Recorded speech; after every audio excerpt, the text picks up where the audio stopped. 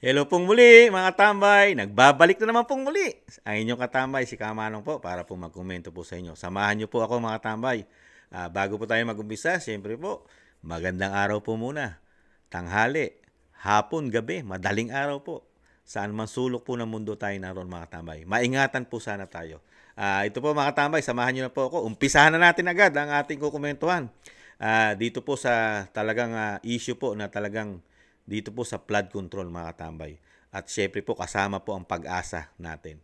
Yung pagbaha at pag-asa, syempre sa bagyo at ang pamilya Marcos, lalo ang kanilang mga proyekto. At syempre po, dito po may mga namatay po ditong nakarang bagyo natin, si Christine. Mayroon pong bagyo, kaya po nalulungkot po tayo, pati po ang ating mga kababayan kasi hindi po natin naranasan ito ng 6 na taon kay dating Pangulong Duterte. Hands-on po kasi siya. Si dating Pangulong Duterte, hands-on sa mga kalamidad. Masyado pa po siyang maaga, laging mag-isip ang dating Pangulo. Di po ba? Ahead po lagi siya. Malayo pa ang kalamidad, napaghahandaan na po. Pero ngayon po, ang nangyayari po sa atin ngayon, ang nangyayari, yung kapalpakan po. Yung kapalpakan po nila, di umano, ay kailangan pong may masisi, mga katambay. Maghanap po ng sisi. Ngayon po, pati po ang kapatid po ngayon, ang Senadora Amy Marcos po ngayon, ay meron na rin pong sinisi. Sinisisi po ang pag-asa mga katambay dahil sa kapalpakan daw po ng pag-asa. Pakinggan po natin ang Senadora at sinang-ayunan din po ito ng kanyang kapatid ng Pangulong Marcos. Sinang-ayunan po ng Pangulong Marcos Jr. ang kanyang ate, ang kanyang ading. Dito po sa pahayag na ang pag-asa po ngayon ang walang kapag-pag-asa kay Senadora Amy Marcos. Nasisi pa ang pag-asa. Ano ba yan, mga tambay? Kailangan talagang maghanap ng sisi. Ibang klase po. Pakinggan po natin ang Senadora. Sinigundaan ni Pangulong Bongbong Marcos ang sinabi ng kapatid niyang si Senator Amy Marcos tungkol sa pagkukulang ng pag-asa kaya maraming namatay sa bagyo. Nasa frontline ng balitang yan si Maricela Lili. Pag-asa ang sinisisi ni Senador Amy Marcos kaya maraming namatay sa bagyong Christine. Hindi raw maayos na naabisuhan ng pag-asa ang mga lokal na pamahalaan sa lakas ng ulang dala ng bagyo. Kung nasabihan lang daw sana agad na ilikas din agad ang mga residente. Dagdag pa ng senadora, may sapat na pondo naman pero bakit tuwing may bagyo ay kulang ang mga abiso? Nadagdagan pa nga raw ang budget ng pag-asa para sa 2025. Kaya dapat hindi na raw maulit ang mga ganitong sitwasyon. Sinigundahan naman si Senador Amy ng kapatid niyang si Pangulong Bongbong Marcos. Utos ng Pangulo sa pag-asa, pagbutihin pa ang kanilang warning system para makapagbigay ng napapanahong babala sa mga tao. Bukod sa pag-asa, nagbilin din si PBBM sa ibang ahensya na unti-untiin ang paglalabas ng tubig sa dam para hindi lumubog sa baha ang mga nasa mababang lugar. Gayon din ang pagpapaganda ng infrastruktura. Naatasan ko na siguruhin ng DPWH na hindi lang ito matatapos sa inaasahang oras, kundi matibay at kalidad din. Sa tala ng NDRRMC, halos 150 ang nasawi sa magkasunod na bagyong Christine at Leon. Kanina, nagdeklara si PBBM ng National Day of Mourning. Nagbabalita mula sa Frontline, Maricela. Yan mga tambay, narinig niyo po ibang klase po. Ang nangyayari po sa ating bansa, mga sisihan na po ngayon mga tambay, nakita niyo po. Ang senadora, may sinisisi na mga tambay. Sinisisi ng ating senadora ang pag-asa, kawawang pag-asa na wala ng kapag-pag-asa. At pati po ang Pangulo, siningundahan mga tambay. Ibang-iba po ngayon mga tambay, di ba? Di po ba dapat ang naka-hands-on dyan? Sinasabi nga ni Kama nung komento ko. Di po ba Pangulo? Dahil nung panahon ni Pangulong Duterte, siya mismo ang nagbabalita sa mga Pilipino. At siya mismo ang nangunguna dito sa mga tatamaan na ito. At siya mismo ang nagpapakilo sa mga LGUs. Senadora Amy Marcos. Di po ba? Bakit ngayon? Narinigan po ba namin ng inyong adeng? Narinig po ba namin sa balita na inuutusan niya ng mas maaga, nagwa-warning siya sa mga LGUs? Senadora? Di po ba hindi? Hindi po naka-hands-on ang inyong kapatid at pati po yata kayo. Hindi po nyo yata alam yon. Alam po ng mga Pilipino. Pupunta lang po ang presidente, mukhang bagong gising pa. sa mga naapektuhan ng baha. Hindi po niya tinututukan. Di po ba ang dating Pangulong Duterte nakatutok? Tinututukan niya malayo pa. Inaalam ng Pangulo ng bansa kung saan ang tatama. Kung anong mga probinsya, bayan, barangay ang maapektuhan. Di po ba? Parang kailan lang? Ano po ang sinasabi ng Pangulong Duterte? Pag ang probinsya nyo ang tatamaan, hindi po pwedeng mag-absent, magbakasyon ng mga gobernador, mayor.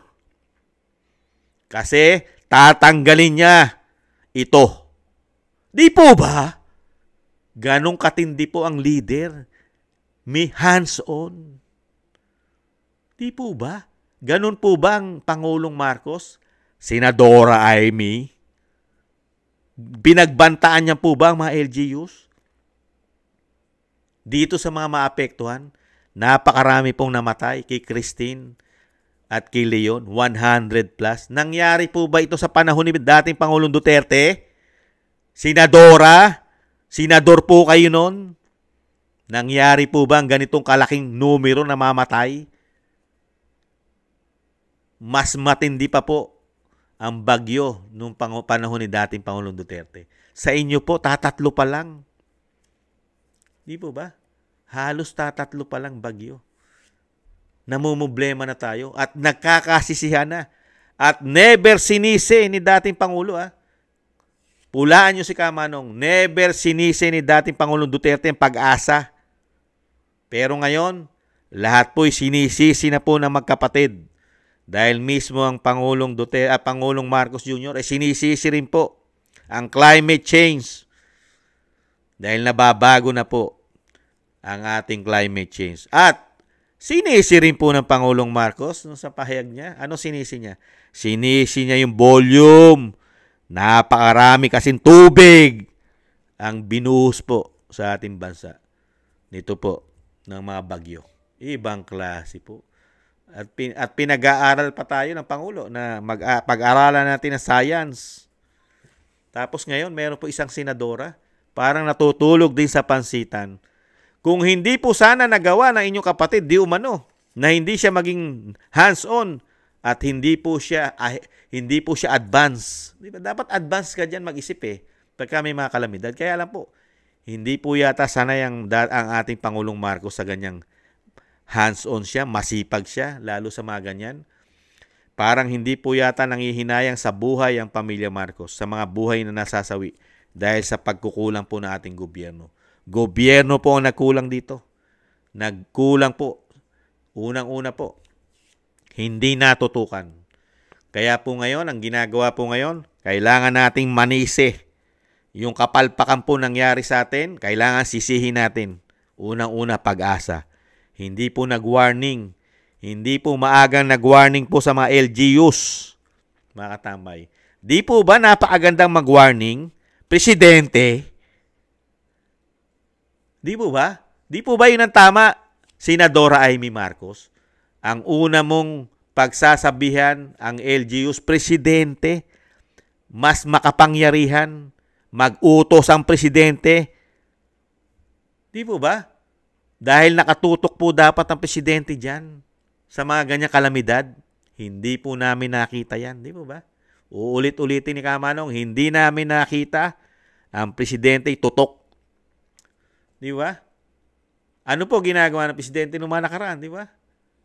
Iba ang tinututukan ng Presidente. Malapit na ang bagyo. Di po ba? Ito nga, bagyo nga lang ng Leon. Nasaan ang Presidente? May naglalabasan ng Presidente, nasa kasal ng isang congresswoman sa Davao. Yung congresswoman sa Davao, kinasal. Kasagsagan ng bagyong Leon. Yung po ba'y nakatutok? Senadora Amy Marcos? Nakatutok po ba ang inyong kapatid doon? Hands-on po ba sa mga bagyo? Pumutok po yun. May mga larawan lumabas na umatin po siya ng kasal. Kasagsagan ng bagyong Leon. Pero ang sisisihin natin, pag-asa pa rin. Walang kapag-pag-asa. Kawawang pag-asa. Di po ba? Kawawang pag-asa dito sa administrasyon ng Pangulong Marcos. Kawawang pag-asa. Mukhang matatapyasan pa kayo ngayon ng budget. Dahil kayo may kasalanan. Kulang kayo sa impormasyon sa LGUs. Wala pong nagawang kasalanan ng Pangulo. Dahil hindi trabaho ng Pangulong magbigay ng impormasyon, magbigay ng babala sa mga LGUs. Mga katambay, ibang-iba. Samantalang kay dating Pangulong Duterte, siya ang nagbibigay ng babala. Lalo sa mga governors, mayors, kung ano ang gagawin. Siya ang nagsasabi ng gagawin sa mga LGUs. Ngayon po, ang kailangan po magsabi, hindi po ang Pangulo. Kung pag-aaralan po natin ang pinahayag po ng Senadora Amy Marcos, kung pag-aaralan po natin, hindi po dapat ang Pangulo ang unang magpahayag. Kailangan Pag-asa ang magbigay ng babala. Mga katambay, yan ang mahirap, mga katambay. Maghahanap ka ng sisi para sabihin na ikaw ay mabuti at magaling na presidente. Hindi mo kasalanan. Wala kang kasalanang ginawa. Wala kang kapalpakang ginawa. Ang may kasalanan, Pag-asa at climate change. Mga katambay. At ang science. At ang tubig na napakaraming binagsak po. Ibang klase sa atin ngayon, mga katambay. Ibang klase po ngayon. Ibang klase. Para mapagtakpan ang iyong pagkukulang, ang iyong kapalpakan, kailangan manisi, mga katambay. Kaya ngayon, sa mga darating pang bagyo, tayo na mismo mga Pilipino ngayon ang gumawa. Tayo na mismo ang lumikas. Unahan na natin ang Pangulo, mga katambay. Unahan na rin natin ang Pag-asa dahil wala tayong Pag-asa yata sa Pangulo at wala rin tayong Pag-asa sa Pag-asa. Di mo ba? Ano pa silbi ng Pangulo? Senadora Amy Marcos. May silbi pa ba ang Pangulo sa mga Pilipino? Dahil unang-una ay mga proyekto ng Pangulo ay mga mahihinang klase. Mahinang klase ngayon, patitibayin na. Pagkatapos pong gumastos ng taxpayer, nangutang pa ang mga Pilipino ng mga trilyon-trilyon, bilyon-bilyon, gastos nito sa mga proyekto ng iyong kapatid, wala po palang silbi. Dahil tubig pa lang, wala na ang proyekto. Tubig pa lang. At sisisihin pa ang climate change. At sisisihin pa ang Pag-asa. Ito po ba, mga katambay? Ito po ba, mga kababayan ko, kailangan natin politiko sa ating bansa? Na kailangan po, pag may problema at pagkukulang po nila, ang ibabalita sa atin na ipapahayag ay kailangan nilang manisi? Ito po ba ang kailangan natin lingkod bayan? Sa kabila po ng kapalpakan po yata nila, sa iba isisisi. Yan po ang klase po yata ngayon na meron tayo sa ating bansa. Itong klase ng mga politiko na ito. Ngayon, tumatakbo na naman po muli ito. Yan. Laging sinasabi nito, Amy, may solusyon. Ano ang solusyon nakita natin kay Senadora Amy Marcos? Ang manisi po sa Pag-asa. Yun ang kanyang solusyon. Ang solusyon ni Amy, Pag-asa. Palpak ang Pag-asa. Nagkulang ang Pag-asa. Ang kanyang kapatid, hindi nagkulang. Tama ang kanyang ginawa ng kanyang kapatid. Tama ang ginawa ng kanyang ading. Tama. Tutok na tutok po. Tutok na tutok sa mga bagyo ang Pangulo, mga tambay. Nakatutok yan. Sa lahat ng magiging problema ng kanyang kapatid, kailangan po maghanap yata ng solusyon. Si Amy solusyon para po bumango ang kapatid at hindi masisi ng mga Pilipino. Ngayon, nakakita po yata di umano ng solusyon ng Pangulo, ang ading, ang senadora. Ano ang nakitang solusyon para hindi po sumama ang kanyang kapatid, ang kanyang ading? Nakita pong solusyon ang Pag-asa. Ang Pag-asa po ang nalintikan. Kawawang Pag-asa. Lintik na lintik kayo ngayon kay Senadora Amy Marcos. Kayo ang nagkulang sa nangyari. Kayo ang dapat sisihin dahil maraming namatay sa bagyong Christine at Leon. Ibang klase ang solusyon. Yan ang sinasabi natin, mga tambay.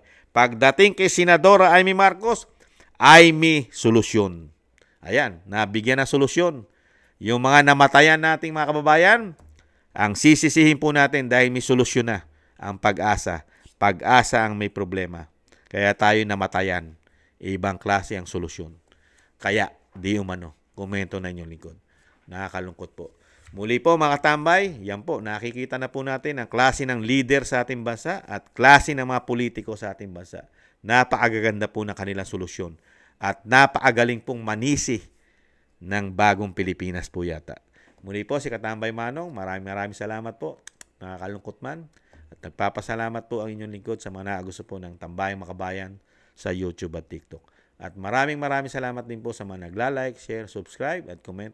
Thank you po mga Tambay. Sa muli po, ingatan nawa po mga Tambay. Paalam. Bye-bye.